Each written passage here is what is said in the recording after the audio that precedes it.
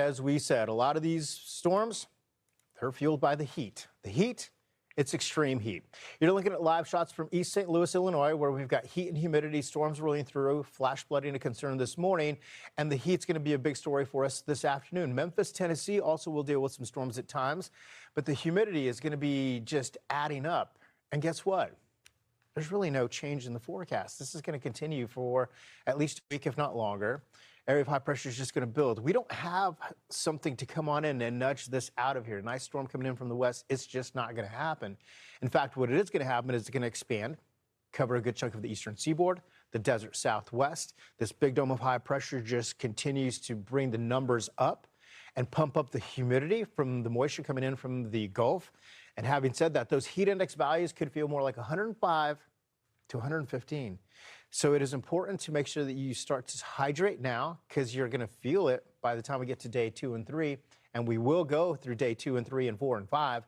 Look at this heat dome for St. Louis this week, feeling like 105 to 110. Jackson, Mississippi, Nashville, Tennessee, Little Rock, Arkansas, all areas experiencing the heat. The pink that you see there is the highest level of alert, means take action.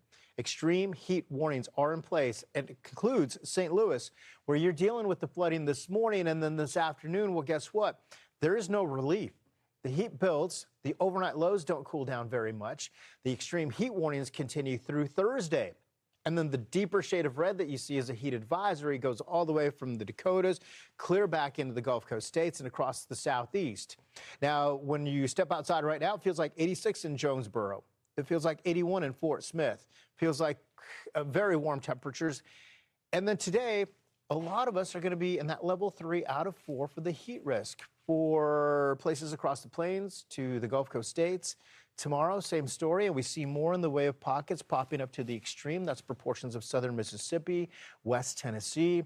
Come Tuesday, notice what happens. We continue with the heat, level 3 out of 4 in some cases. Pockets for west Tennessee, Arkansas, dealing with extreme heat, which is why we have these extreme heat warnings in place. Feeling more like 105 to 110 again today, tomorrow, and into the rest of the week. I've got one that can see.